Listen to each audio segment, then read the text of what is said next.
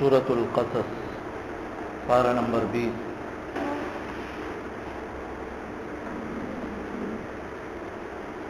آیت نمبر 83۔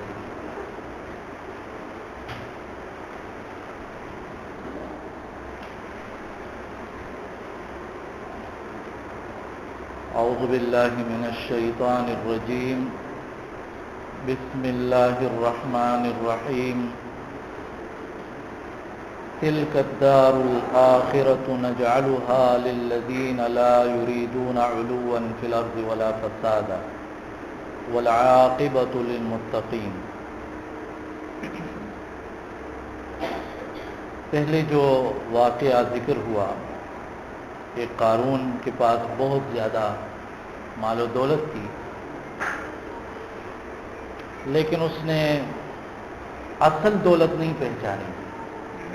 اصل دولت تو وہی تھی جو موسیٰ علیہ السلام اور ہارون علیہ السلام کے پاس، اور جو وہ دونوں پیغمبر مفت میں لوگوں کو وہ دولت دے رہے تھے، بانٹ رہے تھے لوگوں کے درمیان۔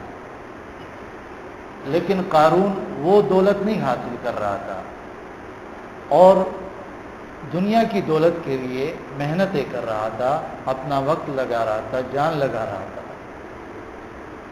نتیجہ یہ نکلا کہ وہ مال جس پر اتراتا تھا، جس پر وہ تکبر کرتا تھا، اسی مال سمیت، انہی گھروں سمیت، ان خزانوں سمیت، ان نوکروں سمیت، اور جو انہوں نے مال و دولت کی وجہ سے 200-250 بندوں کا ایک گروپ بنا لیا تھا، گروہ بنا لیا تھا، سب سمیت جو ہے وہ غرق کر دیے گئے، زمین میں دنسا دیے گئے۔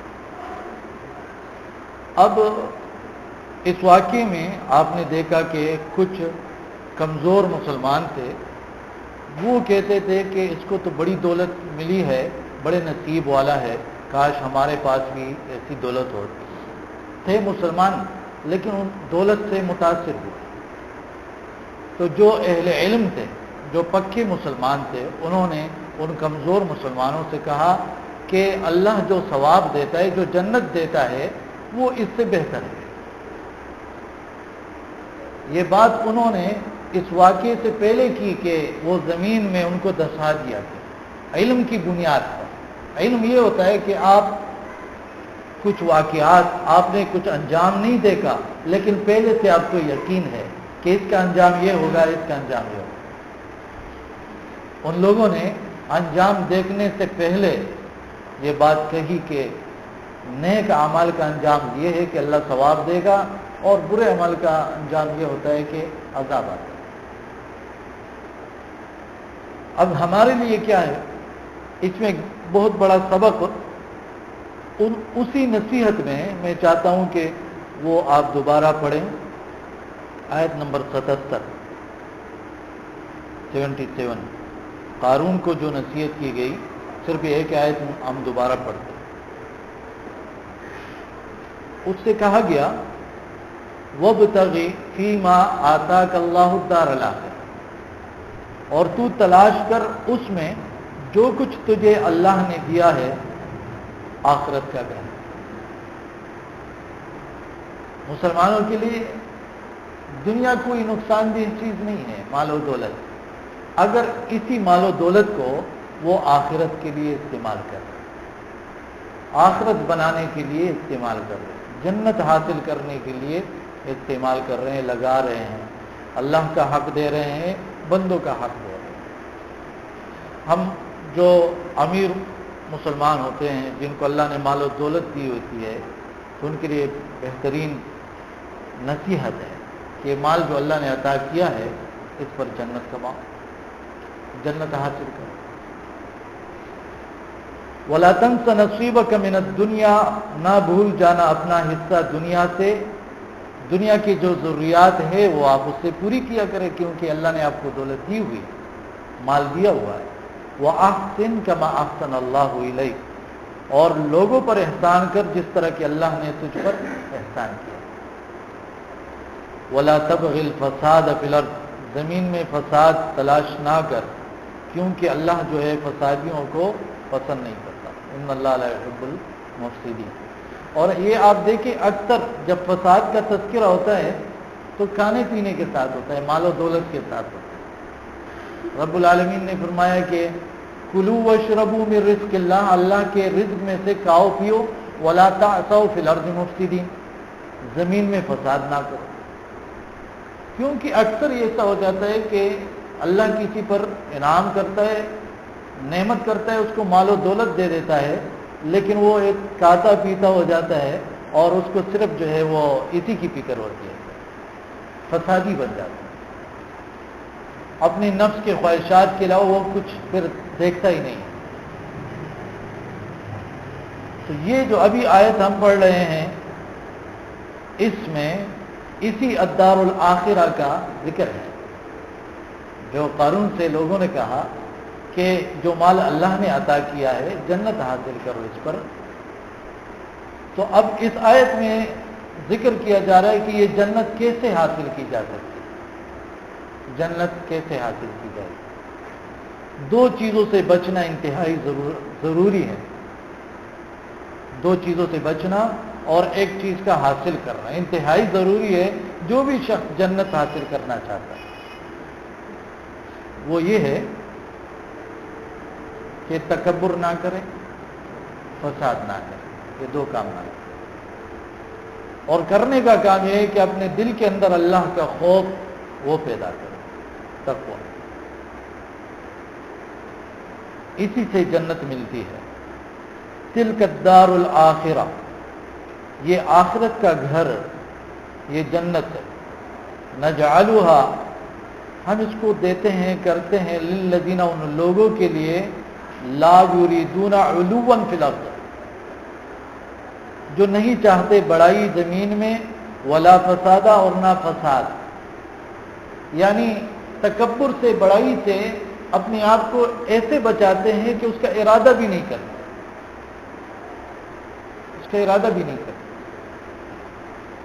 اب یہاں پر دیکھیں، علو، تکبر، یعنی حق بات کسی کے سامنے آ جائے، آپ سے کوئی کہتا ہے نماز پڑھو، تم کہتے ہیں نہیں پڑھوں گا۔ کوئی کہتا ہے روزہ رکھو، کہتے ہو نہیں رکھوں گا۔ کوئی کہتا ہے علم حاصل کرو، کہتا ہے نہیں۔ کوئی کہتا ہے والدین کی فرما برداری کرو، کہتا ہے نہیں کروں گا۔ بڑوں کا ادب کرو، چھوٹوں پر شفقت کرو، یہ ساری حق کی باتیں ہیں۔ عقیدہ توحید کا رکھو، اپنے اعمال سارے رسول اللہ صلی اللہ علیہ وسلم کے طریقے پر کرو، جو بھی حق کی بات اس کو ملتی ہے وہ انکار کرتا ہے، یہ تکبر۔ اسی طرح لوگوں کو حقیر سمجھنا کہ لوگ تو ایسے ہیں، لوگ ایسے ہیں، لوگ ایسے ہیں، ان کو دل سے بھی حقیر سمجھنا، معمولی سمجھنا، اور خود کو بڑا سمجھنا، تکبر۔ وہ پہلے پارے کا جو درس چل رہا ہے اس میں آیا تھا ابا و تکبر، شیطان نے جو ہے وہ سجدہ نہیں کیا آدم علیہ السلام کو۔ کیوں نہیں کیا؟ اس نے اپنے آپ کو بڑا سمجھا کہ یہ تو مٹی سے پیدا ہوا ہے، میں آگ سے پیدا ہوں تو میں بڑا ہوں۔ حالانکہ یہ سوچ بھی اس کی غلط ہے، مٹی کے فائدے زیادہ ہے آگ سے۔ بہرحال اس نے تکبر کیا، اور تکبر کا انجام کیا ہوا؟ لعنتی بن گیا، ملعون بن گیا، قیامت تک کے لیے ملعون بن گیا۔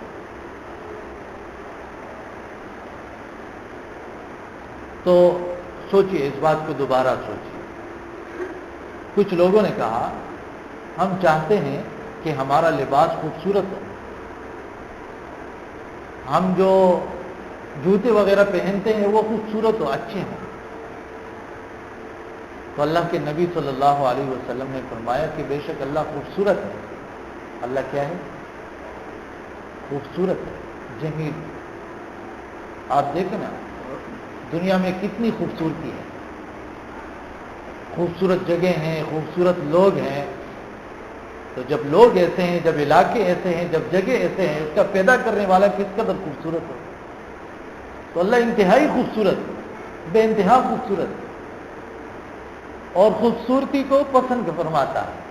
یعنی اللہ کے نبی صلی اللہ علیہ وسلم نے فرمایا یہ تو اچھی بات ہے کہ آپ اچھا پہنتے ہو، اچھا جو ہے وہ استعمال کرتے ہو خوبصورتی کے لیے، اچھی بات، لیکن تکبر جو ہے، لوگوں نے کہا کہ کیا یہ بھی تکبر ہے؟ کہا نہیں، یہ نہیں، تکبر یہ ہے کہ حق سے انکار کرنا اور لوگوں کو حقیر سمجھنا۔ تو معلوم ہوا کہ اگر ایک شخص اس کے پاس 1 روپیہ بھی نہیں ہوگا لیکن لوگوں کو حقیر سمجھے گا، یا 1 روپیہ بھی اس کے پاس نہیں ہے لیکن اس کو حق کی بات کہی جاتی ہے وہ انکار کرتا ہے، یہ متکبر انسان، یہی تکبر کرنے والا۔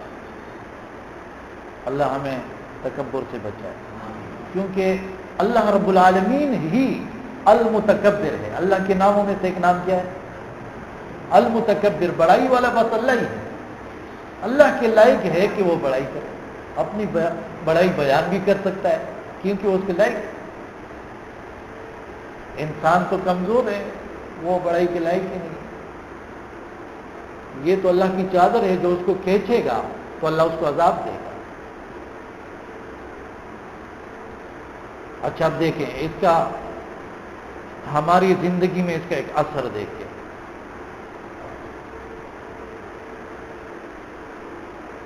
والدین اولاد کو نصیحت کرتے ہیں، حق بات، اولاد نہیں مانتے، اولاد نہیں مانتے تو کیا ہوتا ہے؟ ماحول خراب ہوتا ہے گھر کا۔ شوہر بیوی کو حق بات کی نصیحت کرتا ہے، وہ نہیں مانتی، ماحول خراب ہوتا ہے۔ علماء لگے ہوئے ہیں اپنے عوام مقتدیوں کو، شاگردوں کو، وہ نہیں مانیں گے، حق نہیں مانیں گے تو فساد ہوگا، خرابی ہوگی۔ دوسری بات، یہ تکبر کی ایک نشانی ہوتی ہے کہ انسان کہتا ہے بس میری بات مانی جائے چاہے وہ حق ہو یا نہ حق ہو۔ بعض اوقات جو ہے وہ والدین ایسا کرتے ہیں کہ بچوں کا سنتے ہی نہیں ہے، بس کہتے میری بات مانی جائے۔ اچھا ایسا ہو سکتا ہے کہ والدین غلطی پر ہو اور اولاد حق پہ ہو، صحیح پہ ہو، ایسا ہو سکتا ہے کہ نہیں؟ ہمیشہ ایسا نہیں ہوگا کہ جن کا درجہ بڑا ہے وہی حق پر ہوں گے۔ حق پر وہی ہوگا جس کے پاس حق ہوگا۔ ابراہیم علیہ السلام کے والد تھے لیکن ابراہیم علیہ السلام کے والد حق پہ نہیں تھے، ابراہیم علیہ السلام حق پہ تھے، بیٹے تھے وہ، لیکن بیٹا حق پہ ہے، باپ حق پہ نہیں۔ تو اپنے اندر یہ صفت پیدا کریں کہ اگر میری بات حق والی بات ہو تو لوگوں کو چاہیے کہ اس کو مانیں۔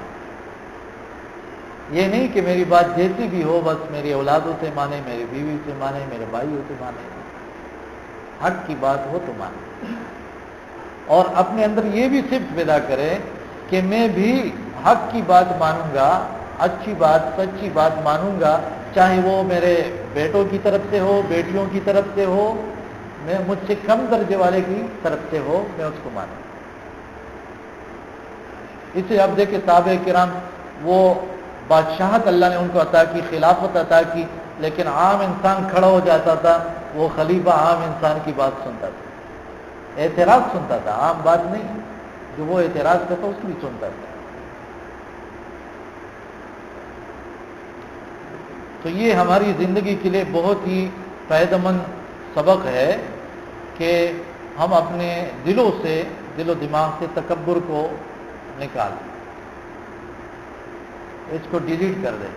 ڈیلیٹ بھی نہیں کریں، وہ ڈیلیٹ بھی کچھ سافٹ ویئر سے اوپر آ جاتے، فارمیٹ کرے اس کو، مکمل ختم کر دے اس کو۔ اور فساد کو، جو فساد کیا ہے؟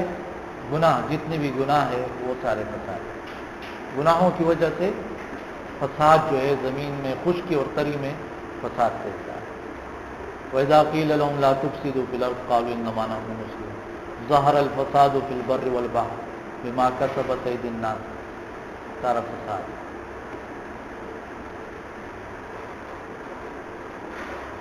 اور آپ اچھا رزلٹ چاہتے ہو، اچھا خاتمہ، حسن خاتمہ چاہتے ہو، انجام بہتر چاہتے ہو، تو تقویٰ پیدا کرو دل کے اندر اللہ کا خوف، تنہائی میں بھی اللہ سے ڈر جاؤ، کوئی دیکھے نہ دیکھے اللہ سے ڈرو، یہ تقویٰ۔ پکڑے جانے کا ڈر ہو یا نہ ہو اللہ سے ڈر جاؤ، دنیا میں پکڑے جانے کا ڈر ہو یا نہ ہو لیکن اللہ سے ڈر جاؤ، یہ تقویٰ۔ وَمَن يَتَّقِ اللَّهَ يَجْعَل لَّهُ مَخْرَجًا وَيَرْزُقْهُ مِنْ حَيْثُ لَا يَحْتَسِبُ، اللہ پھر راستے نکالے گا، آپ کے راستے دے گا۔ تِلْكَ الدَّارُ الْآخِرَةُ نَجْعَلُهَا لِلَّذِينَ لَا يُرِيدُونَ عُلُوًّا فِي الْأَرْضِ وَلَا فَسَادًا وَالْعَاقِبَةُ لِلْمُتَّقِينَ، یہ آخرت کا گھر ہم ان کو دیتے ہیں جو زمین میں بڑائی اور فساد نہیں چاہتے، اور بہترین انجام اللہ سے ڈرنے والوں کے لیے ہے۔ عمر ابن عبدالعزیز رحمۃ اللہ علیہ، کس نے ان کا نام سنا ہے؟ بڑے جو ہے نیک اور صالح خلیفہ گزرے ہیں مسلمانوں کے۔ وہ جب فوت ہو رہے تھے تو انہوں نے یہ ایسا، اور بڑی اچھی جو ہے اس نے مختصر وقت کی حکومت کی تھی، 1.5-2 سال کی، لیکن بہت بہترین حکومت اس نے وہ کی تھی۔ من جاء بالحسنۃ، جو کوئی نیکی لائے گا، جاء بالحسنۃ، یہ بہت عجیب بات ہے، نیکی کرے گا نہیں، جو نیکی لائے گا، کیونکہ بہت سے لوگ نیکیاں کر لیتے ہیں لیکن اس کو اڑا دیتے ہیں، آخرت سے پہلے اس کو تباہ کر دیتے ہیں۔ کسی کو 10 لاکھ روپے دیے ہیں، آخر میں اس کو جتلا رہے ہیں، احسان جتلا رہے ہیں۔ کسی کو کچھ نیکیوں کے کام کیے ہیں بہت زیادہ، لیکن ریاکاری کر رہا ہے، لوگوں کو سنا رہا ہے میں نے یہ کیا، وہ کیا، وہ کیا، اور اس کی نیت بھی یہ ہے کہ بس میں یہی چاہتا ہوں کہ لوگ تعریف کریں۔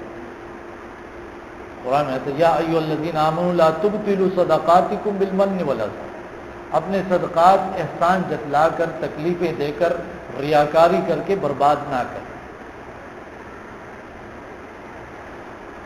تو عمل کو عمل کرنا بھی ہے اور اس کو قابو میں بھی رکھنا ہے۔ بہت سے لوگ اعمال کرتے ہیں، نمازیں پڑھتے ہیں، سنت طریقہ نہیں ہے، نبی کا طریقہ نہیں ہے۔ بہت سے لوگ کچھ اعمال کرتے ہیں، اخلاص نہیں ہے، تو عمل تو اس نے قابو میں نہیں رکھا نا، عمل تو گیا، اس نے کیا لیکن قابو میں نہیں رکھا، جمع نہیں کیا۔ تو من جاء بالحسنہ، جو کوئی نیکی لائے گا، وہ نیکی اس نے محفوظ کی قیامت تک کے لیے، موت تک اس کو محفوظ کیا، فلہ خیر منہا، تو اس کے لیے ہوگا بہت بہتر بدلہ اس نیکی سے۔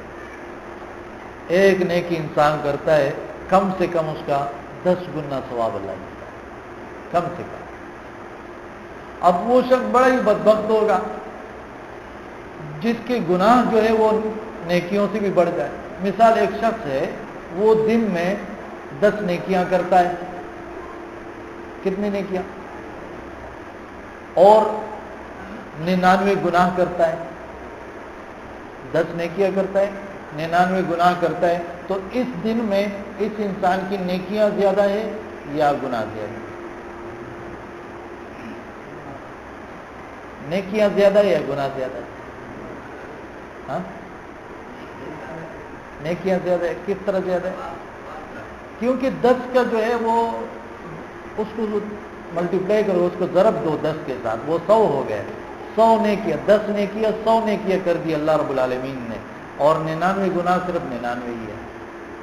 تو وہ شخص بڑا بدبخت ہوگا کہ اس سب کے باوجود، اس سارے پروگرام کے باوجود جو اللہ رب العالمین اپنے رحم اور فضل کے طور پہ اپنے بندوں کے ساتھ کر رہا ہے، اس کے باوجود بھی اس کے گناہ نیکیوں سے بڑھ جائے، تو وہ بڑا بدبخت انسان ہی ہوگا۔ وَمَنْ جَاءَ بِالسَّيِّئَةِ، اور جو کوئی برائی لائے گا۔ اچھا، گناہ کے والے سے 1-2 بات میں اور کہہ دوں، کیونکہ میں چاہتا ہوں کہ آپ سب خوش ہو جائیں۔ ایک حدیث میں آتا ہے، اگر انسان نیکی کا ارادہ کرتا ہے واقعی دل سے چاہتا ہے، لیکن وہ اس نیکی کو نہیں کر پایا. ارادہ اس نے مضبوطی سے کر لیا دل سے، لیکن وہ نیکی کر نہیں پایا، تو اس کو ثواب کرنے کا ملے گا. زبردست پروگرام بنا لیا، عمرے پر جا رہا ہوں، نہیں گیا، ثواب عمرے کا لکھ دیا گیا. زبردست پروگرام بنا لیا کہ مسجد بناؤں گا، مسجد کے لیے کوششیں کروں، مسجد بناؤں گا، کچھ ہوا نہیں کر سکا، لکھ دیا گیا. کیا عجیب احسان ہے رب العالمین. لیکن دوسری طرف گناہ کا دیکھو، انسان گناہ کا ارادہ کرتا ہے اور وہ گناہ جو ہے چاہتے کہ گناہ کروں لیکن نہیں کر پایا، گناہ نہیں کر پایا. تو آپ لوگوں کو پتہ ہے کیا ملتا ہے؟ پھر بھی نیکی ملتی ہے. ارے یہاں پر کیا نیکی، کیا کیا اس نے کہ اس کو نیکی مل رہی ہے؟ وہ تو گناہ کا ارادہ کیا لیکن حالات نہیں بنے، موقع نہیں ملا، گناہ نہیں کیا اس نے، تو نیکی کہاں سے آ گئی؟ لیکن رب العالمین اس کو نیکی دے رہا ہے، کیونکہ گناہ کا ارادہ اس کے دل میں آیا، لیکن اس نے اپنے دل اور نفس کے خلاف کیا، ایک قسم کا تھوڑی سی محنت کر لی، تو اللہ نے اس کے لیے نیکی دی. اور اگر گناہ کر بھی ڈالے، جو گناہ کا ارادہ آیا گناہ کر لیا، تو ایک گناہ لکھا جائے. پھر اور دیکھو، ایک حدیث میں آتا ہے جب انسان گناہ کرتا ہے تو 6 ساعات، 6 ساعتوں کے لیے، اب اس سے مراد سیکنڈ ہے، منٹ ہے، گھنٹہ ہے، اللہ رب العالمین خوب جانتا ہے. جو عمل لکھنے والا فرشتہ ہے، یہ دائیں ہاتھ کا جو فرشتہ ہے بائیں والے سے کہتا ہے کہ یہ گناہ بھی لکھو نہیں، ابھی 6 ساعت انتظار کرو، اگر یہ توبہ کرتا ہے تو نہیں لکھو، اگر نہیں کیا تو پھر لکھ ڈالو. اکثر ایسا ہوتا ہے کہ مومن شخص جو احساس رکھتا ہے تو گناہ کے فوراً بعد وہ کہتا ہے کہ یہ میں نے کیا، تو 6 منٹ کے اندر اندر وہ توبہ کرتا ہے، روتا ہے، احساس اس کو ہوتا ہے. لیکن جو بعض بدبخت ہوتے ہیں تو چلو وہ وقت گزر جاتا ہے، اس سے وہ توبہ استغفار نہیں کرتا، تو ایک گناہ لکھا جاتا ہے. اچھا پھر دیکھیں، گناہ لکھ دیے گئے، 100، 50، 1000 گناہ لکھ دیے گئے. انسان پر بیماری آتی ہے، یہ دنیا ہے نا، بیمار ہوتے ہیں ہم، حادثات بھی آتے ہیں، کبھی کسی کی جاب نہیں ہے، کبھی کوئی کسی اور چیز سے پریشان ہے، اور جتنی بھی پریشانیاں، تھکاوٹ آتی ہے، پسینہ بہتا ہے، بیماری آتی ہے، وہ سارے کے سارے بھی گناہ اس سے ختم ہوتے ہیں. نماز جو ہم پڑھتے ہیں، نمازوں سے، ایک نماز سے دوسری نماز تک، ایک عمرے سے دوسری عمرے تک گناہ مٹتے ہیں. حج کیا، حج سے واپس آیا، ایسے واپس آئے جیسے ابھی بچہ پیدا ہوا، گناہوں سے پاک. وضو کرتا ہے، گناہ دھلتے ہیں. یہ ساری چیزیں. پھر جب انسان جو ہے وہ بہت زیادہ پہاڑوں کی طرح گناہ کیے ہوئے، 100 قتل کیے ہوئے، لیکن توبہ استغفار کرتا ہے، وہ 100 قتل بھی معاف.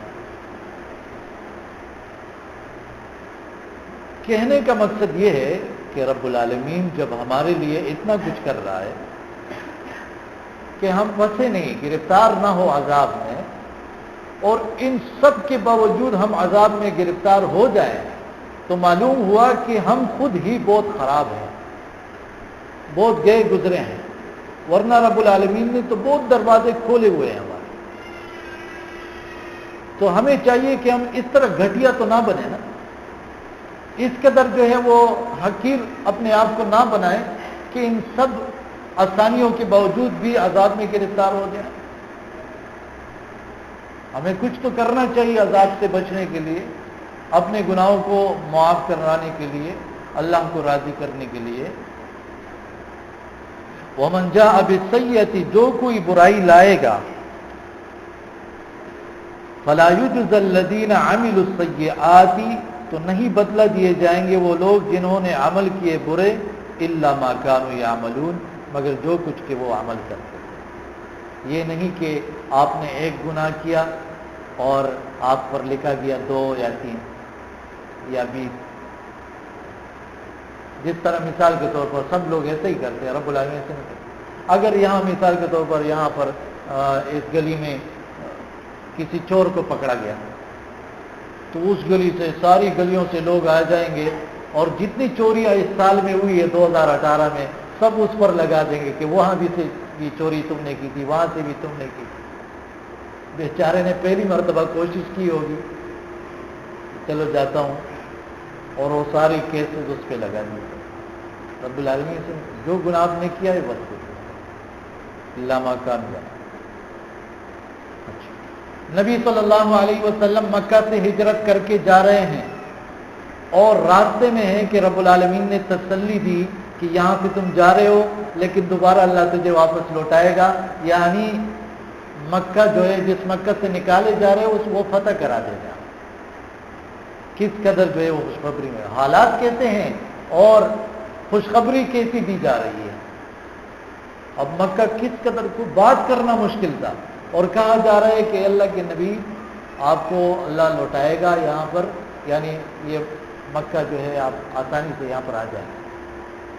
اور 8 سال کے اندر مکہ فتح ہو گیا. جس طرح رب العالمین نے فرمایا کہ روم جو ہے غالب آ جائے گا، وہ 21ویں پارے میں جو ہے. حالانکہ روم وہ ایران سے مغلوب ہو گیا لیکن اللہ نے آیت نازل کر دی کہ کچھ ہی سالوں میں روم جو ہے دوبارہ غالب آ جائے گا، اور واقعی کچھ ہی سالوں کے اندر روم غالب آ جائے گا. تو جو اللہ نے فرمایا تھا وہی ہوا، مکہ بھی فتح ہوا. ان الذی فرض علیک القرآن، بلا شبہ وہ اللہ جس نے فرض کیا نازل کیا پر قرآن، لرادک الی معاد، البتہ وہ لوٹانے والا ہے آپ کو آپ کے لوٹنے کی جگہ کی طرف، یعنی مکہ کی طرف. اور دوسرے کہ اللہ آپ کو جنت لے جائے گا. معاد، فکر نہ کرو، دنیا کی چند روزہ زندگی ہے، ختم ہو جائے گی اور پھر جنت میں مزے ہو.